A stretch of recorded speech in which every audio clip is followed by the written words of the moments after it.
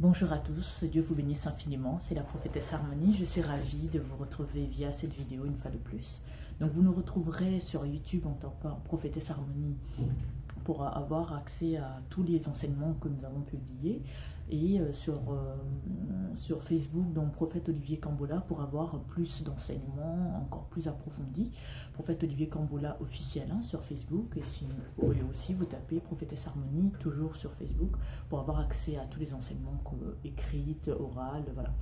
Donc vous avez vraiment beaucoup de contenu pour pouvoir méditer là-dessus. Aujourd'hui, je vais m'adresser à toutes ces personnes-là qui prient plusieurs fois par jour.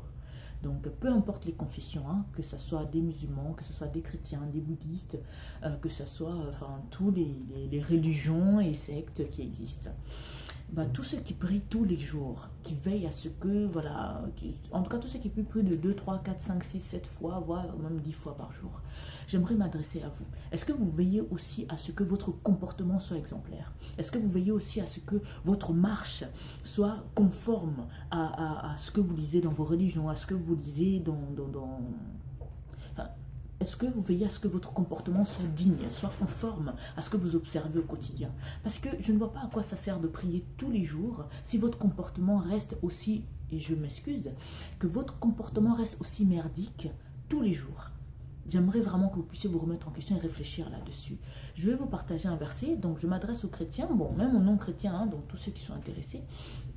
Principalement les chrétiens, j'aimerais savoir, est-ce que ta vie, ton comportement, ta démarche est conforme à la volonté de Dieu? Parce qu'il y a même certains chrétiens qui sont racistes, c'est ça que je ne comprends vraiment pas, ça me dépasse complètement. Ça veut dire que tu te fous de Dieu, tu te fous de la gueule du monde, mais bon, peu importe. Mais en tant que chrétien, nous ne pouvons pas avoir des convictions haineuses. On ne peut pas avoir la haine pour l'autre, on ne peut pas se considérer au-dessus de l'autre. En tant que chrétien, nous devons nous conformer à sa parole. Je veux vous lire Philippiens 4, verset 8 qui dit « Au reste, frères, que tout ce qui est vrai, tout ce qui est honorable, tout ce qui est juste, tout ce qui est pur, tout ce qui est aimable, tout ce qui mérite l'approbation, ce qui est vertueux et digne de louange soit l'objet de vos pensées. » C'est quoi l'objet de tes pensées? La haine contre quelqu'un d'autre? Est-ce que quand on te fait quelque chose, tu es le premier à exploser de colère? Est-ce que tu sais avoir la maîtrise de soi?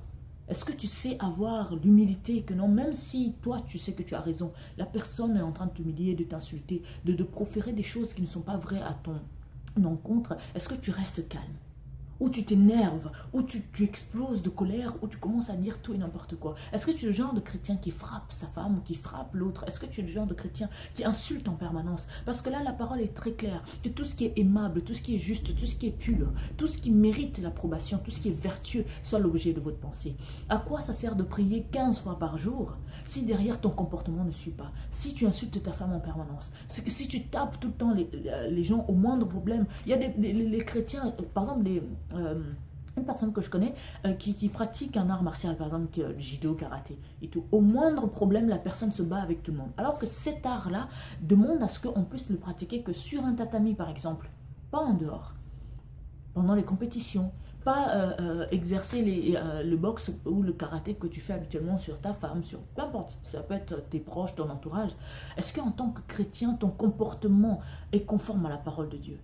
Parce que ça ne sert à rien de prier tout le temps, de lire la Bible tout le temps et ne pas avoir un comportement qui marche, un comportement adéquat. Donc veillez à ce que votre comportement soit conforme à la parole de Dieu. Parce que ça ne sert à rien de prier et votre comportement est vraiment dégueulasse. Je veux dire, ça ne donne pas envie, quoi. Votre comportement n'est pas aimable. Alors, au lieu de veiller à ce que vous priez tous les jours, veillez à ce que votre comportement soit conforme à la parole de Dieu. Que Dieu vous bénisse infiniment. Ayez la maîtrise de soi. Quand vous marchez avec le Saint-Esprit, il vous modèle, il vous donne la possibilité d'avoir la maîtrise de soi. Encore faut-il laisser le Saint-Esprit vous modeler. En tout cas, veillez à ce que votre comportement soit conforme et ça sera vraiment très agréable de prier tous les jours parce que ça aura un sens. Ça ne sert à rien de prier en permanence alors que votre comportement est en permanence à l'encontre de la volonté de Dieu. Que Dieu vous bénisse infiniment, que le Saint-Esprit soit avec vous. Soyez remplis du Saint-Esprit, afin de marcher selon la volonté de Dieu, afin de marcher selon la parole de Dieu. Que Dieu vous bénisse infiniment, que tous ceux qui mettront en pratique cette parole soient fortifiés, vivifiés, et que votre comportement, si elle était mauvaise, peut changer. À très bientôt. C'était la prophétesse Harmonie. Que Dieu vous bénisse infiniment.